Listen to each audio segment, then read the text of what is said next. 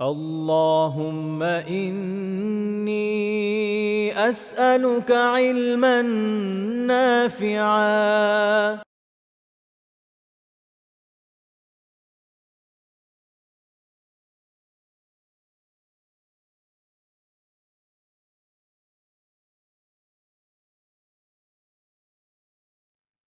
السلام عليكم ورحمة الله وبركاته.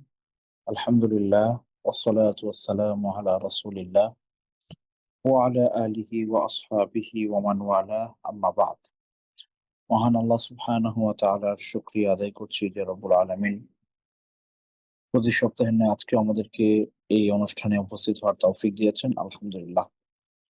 সম্মানিত দিনী ভাই বোনেরা, আমরা গত পর্বে সালেহ আলাইহিস সালাতু ওয়াস সালাম ওনার সম্প্রদায় এবং উনার মুজিজা আল্লাহর পক্ষ থেকে যা আগত ছিল এবং সেটার প্রতি ওনার সমাজের লোকদের মন্দ আচরণ এবং সেই মুজিজাকে অবমাননা করার ফলাফল তাদেরকে ভোগ করতে হয়েছিল। আল্লাহ সুবহানাহু ওয়া তাআলা তাদেরকে একেবারে ধ্বংস করে দিয়েছিলেন।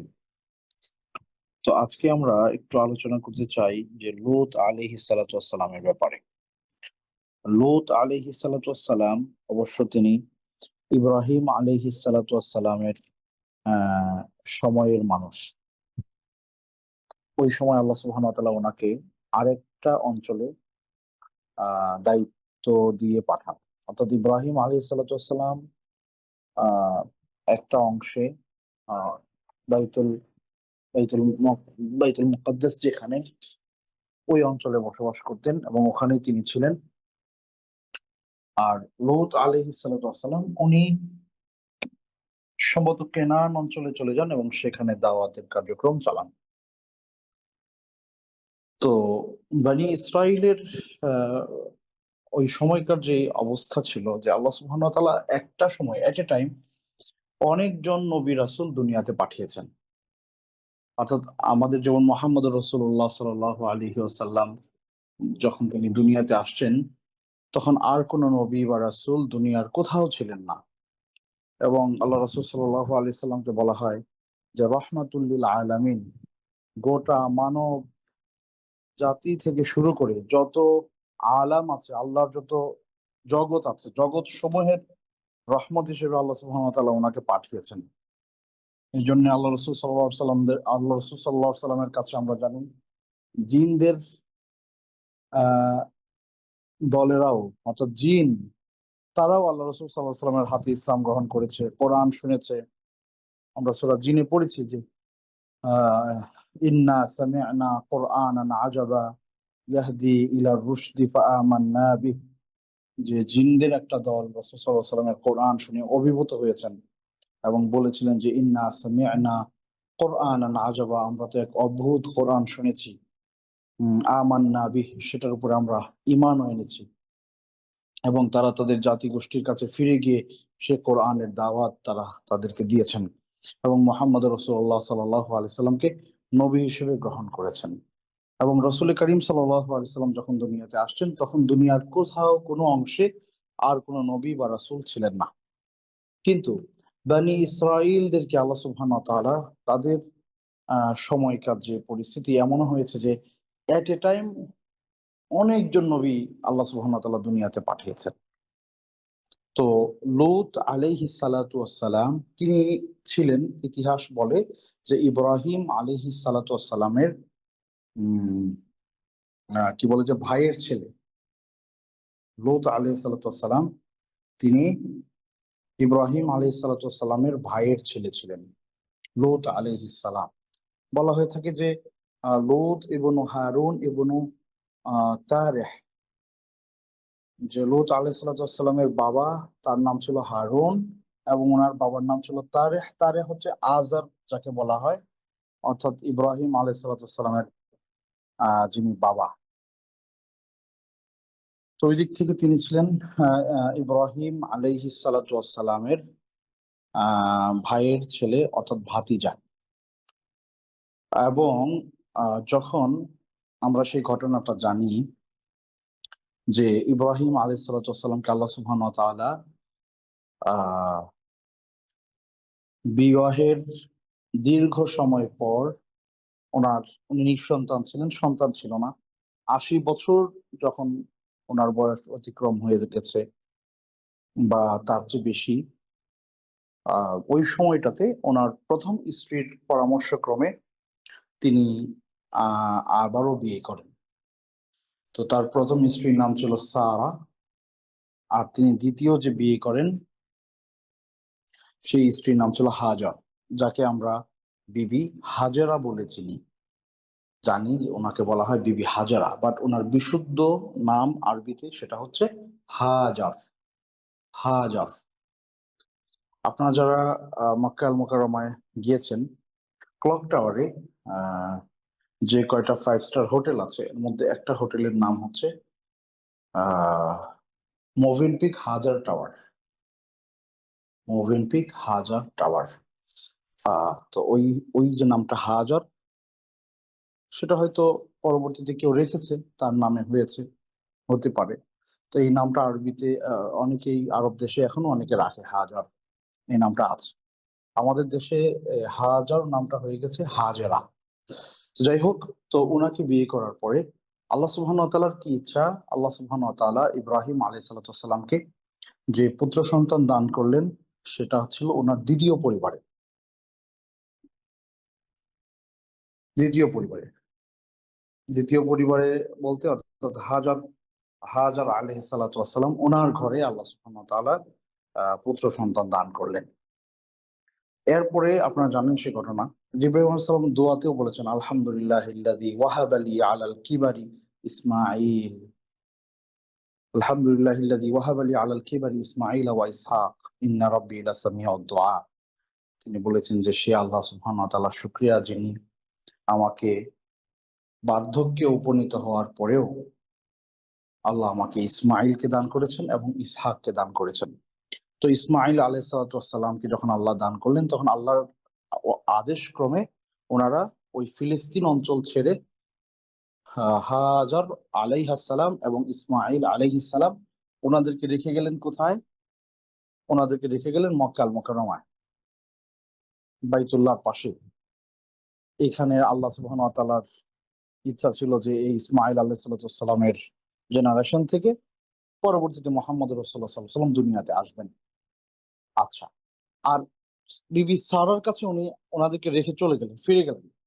বিবি সারা একা ছিলেন, আর এখানে মা এবং সন্তানকে রেখে গেলেন। এটা আল্লাহ সুবহানাহু ওয়া তাআলার অর্ডার ছিল, ওনারা মেনে নিয়েছেন। তো ইব্রাহিম আলাইহিস সালাম যখন ওই ফ্যামিলিতে ফিরে গেলেন, ওখানে জীবনযাপন করতে লাগলেন, সংসার করতে লাগলেন। তো পরবর্তীতে আল্লাহ সুবহানাহু ওয়া তাআলা ওই ফ্যামিলিতে সন্তান দিতে চাইলেন। তো ওই সন্তান যখন দিবেন তখন ওনারা আরো বার্ধক্যে চলে আসছে। ইব্রাহিম আলাইহিস সালামের বয়স হয়তো আরো বেশি বেড়েছে এবং সারা আলাইহিস সালাম ওনারও বয়স বেড়েছে। তো তখনের যে একটা ঘটনা পবিত্র কোরআনে স্পষ্ট করে উল্লেখ আছে, আহ, যে ফেরেশতারা ওনাদের ঘরে মেহমান হিসেবে আসছেন, আহ, এবং ওনারা ওনাদের মেহমানদারির ব্যবস্থা করেছিলেন। তো ওই ঘটনার সময়ে কিছু ফেরেশতা ওনাদের কাছে আসছেন।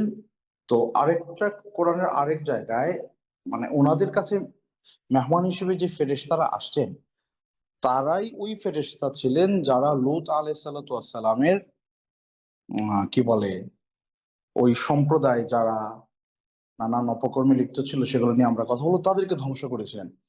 তো এখান থেকে বোঝা যায় যে ইব্রাহিম আলাইহিস সালামের সন্তান ইসহাক আলাইহিস সালামের হওয়ার যে সময়টা, যখন আল্লাহর পক্ষ থেকে ওনাদেরকে সন্তানের সুসংবাদ দেওয়া হলো, ইসহাক এবং ওনার সন্তান ইয়াকুব হবে, এই ঘোষণা দেওয়া মানে যে ওনাকে জানানো হলো, ফেরেশতারা এসে জানিয়ে গেলেন।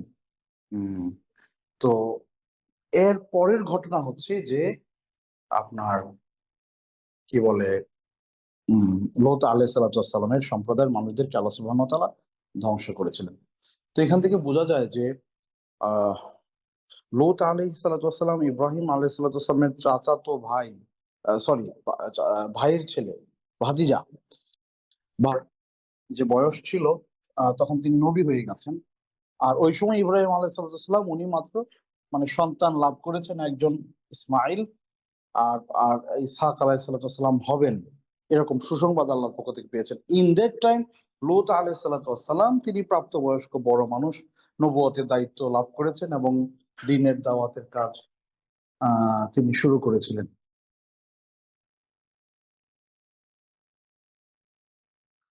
ইব্রাহিম আলাইহিসসালাম তিনি যখন তার কাছে ওই ফেরেশতাদের আগমন হলো, যে ফেরেশতারা ওনাকে সন্তানের সুসংবাদ দেওয়ার জন্য আসছেন, ওই সময়ে লূত আলাইহিসসালাম ওনার অঞ্চলে নবুয়তের দায়িত্ব পালন করছেন এবং তার মানুষদেরকে দ্বীনের কথা বলছেন। এবং এক পর্যায়ে তারা যখন নানান অপরাধে জড়িয়ে পড়েছিল, আল্লাহ সুবহানাহু ওয়া তাআলা তাদেরকে শেষ পর্যন্ত ধ্বংস করেছিলেন।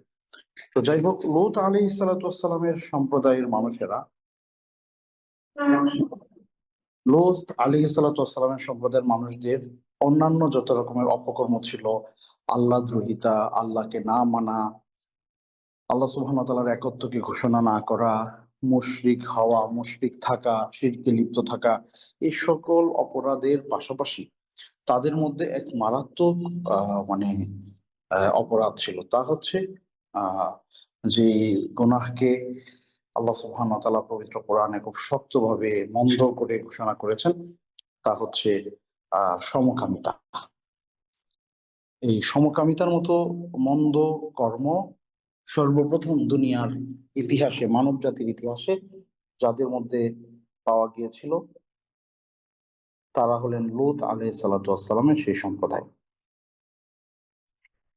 এবং আফসোসের ব্যাপার হচ্ছে যে লূত আলাইহিসসালাম বহু চেষ্টা করেও তাদেরকে কোনোভাবেই এই মন্দ কাজ থেকে ফিরিয়ে আনতে পারে নাই। বরং তারা লূত আলাইহিসসালামের সাথে যখন এই সমস্ত ব্যাপার নিয়ে কথাবার্তা হয়, বিতর্ক তৈরি হয়, তখন তারা বলতো যে আখরিজু আলা লূত, তারা বলতো আখরিজু আলা লূত মিন ক্বরিয়াতিকুম ইন্নাহুম উনাসুন ইয়াতাতাহহারুন।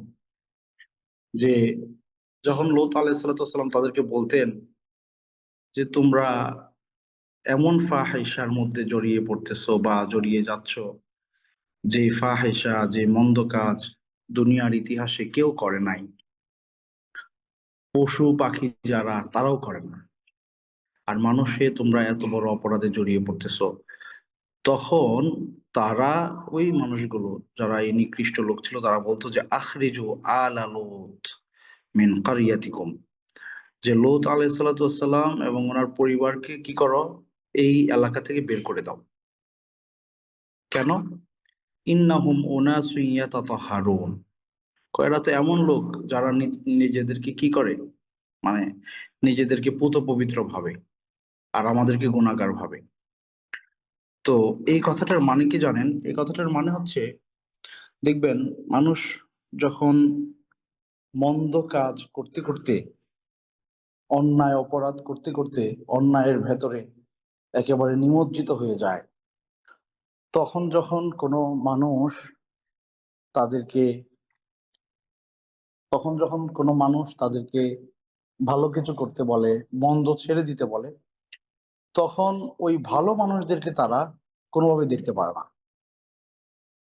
দেখতে তো পারেই না, বরং যে দেখবেন আমাদের গ্রাম অঞ্চলে এই ধরনের লোকজন আছে যারা মানে কেউ যদি একটু দিনের কথা বলে, ভালো কিছু শিখাইতে চায়, বুঝাইতে চায়, হয়তো তিনি আগে এগুলো করতেন না, কিন্তু এখন দিন শিখেছেন, বুঝেছেন, মানুষকে বুঝাইতে চান, তখন বলে এরা, আরে উনি তো এখন হুজুর হয়ে গেছে, আরে উনি তো এখন কি বলে মানে আল্লাহওয়ালা হয়ে গেছে, আরে উনি তো এখন আমাদের আমাদের দলে নাই, বা উনি তো এখন অন্যরকম।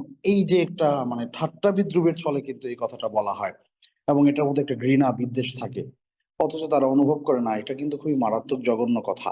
এবং এই ধরনের কথা বলেছিল কারা?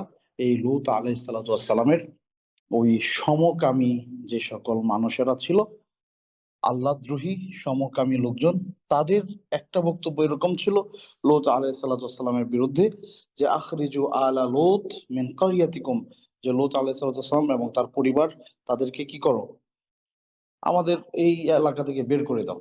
কেন? ইন্নাহুম উনাসুন ইয়াতাতাহহারুন, আর এরা তো পুত পবিত্র লোক, এরা তো পুত পবিত্র থাকতে চায়, এরা পরিচ্ছন্ন থাকতে চায়, এরা ভালো থাকতে চায়, এরা আল্লাহওয়ালা হয়ে থাকতে চায়, এদেরকে আমাদের এলাকা থেকে বের করে দাও। তো এটা তো, এরা তো কাফির ছিল, মুশরিক ছিল, বেদিন ছিল, কিন্তু আমাদের সমাজে এমন কিছু মানুষজন দেখা যায় বা পাওয়া যায়, যে মানুষেরা আপনার আহ আল্লাহওয়ালা মানুষ আসলেই, যারা দিনের কাজ করতে চায়, তাদেরকে অপছন্দ করে এবং এই ধরনের কথা বলে তাদেরকে ঠাট্টা বিদ্রূপ করে বেশি। আহ, অনেক বেশি যে কথাগুলো আমাদের মাঝে অনেক সময় আসে, যে হয়তো একটা মেয়ে এসে ইউনিভার্সিটিতে পড়ে কিন্তু পর্দা করে, বা তার আশপাশে যারা আছে ভাইরা বোনেরা, তাদেরকে পর্দার ব্যাপারে সজাগ করতে চায়। তো তখন কি হয় দেখবেন যে এই যে এই মেয়েটা, ইউনিভার্সিটি পড়া মেয়েটা, যে হয়তো আগে পর্দা প্রশিদা করতো না, এখন পর্দা প্রশিদা করা শুরু করেছে, হ্যাঁ, তার খুব কাছের মানুষেরাই দেখবেন তাকে ঠাট্টা বিদ্রূপ করে, মন্দ কথা বলে, নেকাব পড়ার কারণে বাজে কথা বলে, হিজাব পড়ার কারণে তাকে কেমন যেন একটু মানে সমাজ থেকে আলাদা করে ফেলতে চায়। এই আচরণটা আমাদের সমাজের মুসলিমদের ভেতরেও আছে, অথচ এই আচরণটা ছিল কাদের? লূত আলাইহিস সালাতু ওয়াস সালামের নিকৃষ্ট, যাদেরকে আল্লাহ সুবহানাহু ওয়া তাআলা বলেছেন যে দুনিয়ার সবচেয়ে নিকৃষ্ট কর্ম করা মানুষ যারা, তাদের একটা স্বভাব ছিল এই ধরনের আচরণ ভালো মানুষদের সাথে করা।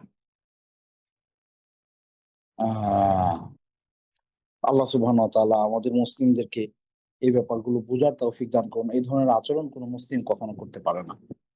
আচ্ছা, তো যাই হোক, তো লূত আলাইহিস সালাতু ওয়াস সালাম যখন দেখলেন যে এই ধরনের পরিস্থিতি, তারা এই রকম কাজে কর্মে লিপ্ত হচ্ছে, তখন তাদেরকে আল্লাহর ভয়ের কথা বললেন, এবং তারা বারবার লূত আলাইহিস সালাতু ওয়াস সালামকে বলতেই থাকতো, জিতিনা বিআযাবিল্লাহি ইন কুনতা মিনাস সাদিকিন, তুমি যদি সত্যবাদী হয়ে থাকো, তাহলে তুমি যা বলো আযাব আযাব কই, পারলে নিয়ে আসো তো আযাব।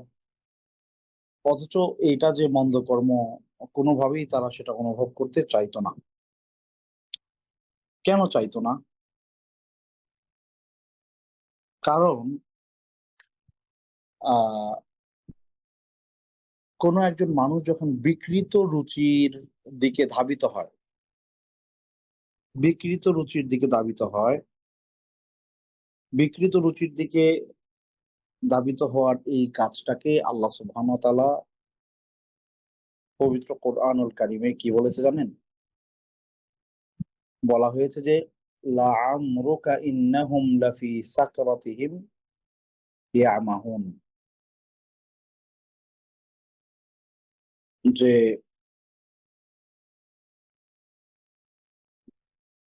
এই ধরনের কাজগুলো, যারা এই এই অপকর্মগুলো, বিকৃত রুচির এই কাজগুলো করে, এগুলো মূলত তাদের এমন এক নেশায় পরিণত হয়, যেই নেশার ঘোর থেকে তারা আর কোনোভাবে উঠে আসতে পারে না।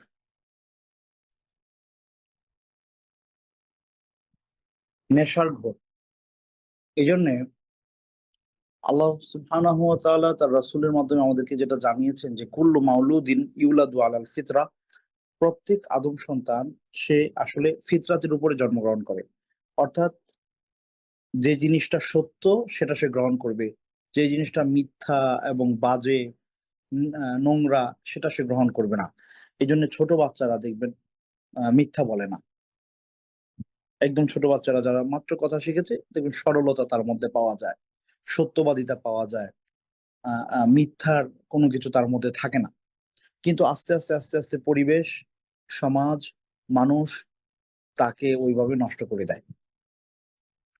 তো মানুষেরা আল্লাহ সুবহানাহু ওয়া তাআলার যেভাবে মানুষদেরকে সৃষ্টি করেছেন, তার এই ফিতরাত যদি ঠিক রাখে বা ঠিক থাকে, তাহলে স্বাভাবিক অর্থে একজন পুরুষ যখন পূর্ণবয়স্ক হবে, তখন সে একজন নারীর প্রতি তার টান অনুভব করবে, জৈবিক তাড়না অনুভব করবে, এবং একজন নারীও অনুরূপভাবে তার ফিতরত অনুযায়ী সে একজন পুরুষের দিকে তার ফিতরাতের ব্যাপারটা, অর্থাৎ কি বলে যে জৈবিক যেই আহ, আহ, মানে কি বলে আকর্ষণ, সেটার অনুভব আসবে।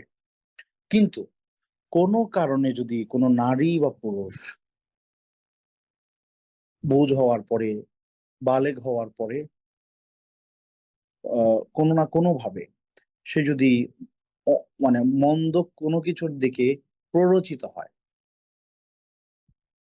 মন্দ কোনো কিছুর দিকে প্ররোচিত হয়, তাহলে এই প্ররোচনার কারণে অথবা এই সঙ্গর কারণে, সঙ্গ তাদের সাথে সে চলবে, চলাফেরা করবে, এই সঙ্গীরা তাকে এই মন্দ কাজটা শেখায়, রুচি বিবর্জিত কাজটা তাকে শেখায়। তো ওই কাজে যখন সে মোটামুটি মানে আনন্দ পেয়ে যায়, মজা পেয়ে যায়, তখন একজন মাতাল বা একজন নেশাগ্রস্ত ব্যক্তি যেমন নেশার কারণে সে যা ইচ্ছা তাই করে ফেলে, এবং ওই নেশার ঘোর যখন আসে তখন সে যে কোনো কিছু করতে প্রস্তুত হয়ে যায়, তখন তারাও এই ধরনের আচরণ করে, কারণ এটা মূলত ওই নেশার মতোই একটা অবস্থায় পরিণত হয়। এটা আরেকটা নেশা। মদ যেরকম, মাদক যেরকম নেশা, এই বিকৃত রুচির এই কাজগুলো যত রকম যত কিছুই আছে, সেটা বর্তমান সময়ে আপনার কি বলে সমকামিতা বলেন, এর বাইরে ধরেন শুধু সমকামিতাই না, হালালের বাইরে যত রকম ভাবে মানুষ তার জৈবিক তাড়না পূরণ করে, সবগুলোর মধ্যে নেশা কাজ করে। সেটা হোক সমকামিতা, হোক আপনার পরকিয়া, হোক সেটা মাস্টারবেশন, এই ধরনের যত রকমের, অর্থাৎ মানে বৈধতার বাইরে, হালালের বাইরে মানুষ যখন হারামের মধ্যে সুখ খুঁজে পায়, তখন সেটা তার তার ভেতরে নেশার মতো হয়ে যায়। তখন সে আর হালালের উপরে কোনোভাবেই সন্তুষ্ট থাকতে পারে না। তখন হারামটা তার কাছে সুশোভিত মনে হয়, এবং ওইটা ছাড়া মনে হয় যে সে আসলে পারবে না থাকতে। এই যে দেখবেন বর্তমান সময়ে যারা এলজিবিটি নিয়ে কাজ করছে, তাদের বড় একটা অংশের দাবি হচ্ছে, আমি কি করব, আমার শরীর তো, আমি পুরুষ, কিন্তু আমি পুরুষের প্রতি আকর্ষণ অনুভব করি না। সে বলতেছে আমি মেয়ে, কিন্তু আমি তো পুরুষের প্রতি আকর্ষণ অনুভব করি না, আমি মেয়ে, মেয়ের প্রতি আকর্ষণ অনুভব করি। পুরুষ বলতেছে আমি পুরুষ, হ্যাঁ, কিন্তু ফিজিক্যালি আমি পুরুষ, কিন্তু আমি তো কোনো নারীর প্রতি আকর্ষণ অনুভব করি না। এই যে কথাগুলো তারা বলে, এই কথাগুলো এক সময় গিয়ে তারা সত্য বলে, যখন তারা ওই ওই জায়গায় অভ্যস্ত হয়ে যায়, মন্দ কর্মে অভ্যস্ত হয়ে যায়, তাদের রুচি বিকৃত হয়ে যাওয়ার কারণে ওই কাজটাতে সে টোটালি অভ্যস্ত হয়ে গেছে, তখন ওইটা ছাড়া অন্য কিছু তার আর ভালো লাগে না। এই জন্য দেখবেন যে সকল পুরুষেরা বিয়ে শাদীর পরেও বাজে ফিল্ম দেখে, মন্দ কিছু দেখে, গুনাহের কাজে লিপ্ত থাকে, মন্দ যা আল্লাহ নিষিদ্ধ করেছেন তা নিয়মিত দেখে, তখন তারা তাদের ঘরে যে স্ত্রী আছে, আহ হালাল স্ত্রী, সেখানে সেই আনন্দ খুঁজে পায় না। এটা একেবারে পরীক্ষিত বিষয়, বহু মানুষের অভিজ্ঞতার মানে শেয়ারিং যারা করে, যে ভাই আমার ঘরে স্ত্রী আছে, দেখতে ভালো, কিন্তু তারপরও তার মধ্যে আমি কোনো আনন্দ খুঁজে পাই না, অথচ বিয়ের শুরুতে হয়তো এরকম ছিল না, এখন হয়ে গেছে এমন। কেন? এর একটা উল্লেখযোগ্য কারণ হচ্ছে যে মানুষ যখন হালালের উপরে সন্তুষ্ট না থেকে হারামে মজা খুঁজে, তখন হারামটা তার কাছে শুভনীয় হয়ে যায়, হালালটা তার কাছে তুচ্ছ মনে হয়। তো এই মানুষগুলো যারা আপনার আহ তাদের সমাজের মহিলারা ছিল, তাদেরকে বিয়ে শাদী না করে এরা আপনার কি বলে পুরুষদের সাথে, বা যারা মাত্র কি বলে বালেগ হয়েছে, বালক, এমন এমন এমন বাচ্চাদের ব্যাপারে তাদের আকর্ষণ খুব বেশি পরিমাণে থাকে। তো এটা একটা নেশা। এই নেশায় যারা ডুবে গেছে, তাদেরকে ওখান থেকে টেনে বের করে আনা বড় কঠিন কাজ। তো লূত আলাইহিস সালাতু ওয়াস সালামের সম্প্রদায়ের যে মানুষেরা ছিল, তারা এই অপরাধের সাথে যুক্ত ছিল, এবং এই অপরাধের শাস্তি হিসেবে আল্লাহ সুবহানাহু ওয়া তাআলা তাদেরকে উল্টা করে, মানে এরা যেভাবে দাঁড়িয়েছিল, আল্লাহ তাদেরকে উল্টা করে ফেলছেন, এমন ভূমিকম্প দিয়েছেন এরা উল্টে গেছে। পাহাড় বা আসমান থেকে পাথরের বৃষ্টি তাদের উপরে বর্ষণ করা হয়েছে। এভাবে এদেরকে একেবারে ধ্বংস করে দিয়েছেন আল্লাহ সুবহানাহু ওয়া তাআলা। তো তাদের ব্যাপারে আরো বিস্তারিত কথা ইনশাআল্লাহ আমি আগামী দার্সে বলবো। লূত আলাইহিস সালাতু ওয়াস সালামের সম্প্রদায়ের মানুষদের এই কৃতকর্মগুলো কতটা প্রসারিত ছিল, কত জঘন্য ছিল এবং ফেরেশতাদের আগমন এবং আল্লাহ সুবহানাহু ওয়া তাআলা তাদেরকে যেভাবে ধ্বংস করেছেন এই বিষয়গুলো নিয়ে আমরা বিস্তারিত কথা আগামী দার্সে বলবো। ওয়া সাল্লাল্লাহু তাআলা আলা সাইয়্যিদিনা ওয়া নাবিয়িনা মুহাম্মদ। আসসালামু আলাইকুম ওয়া রাহমাতুল্লাহ।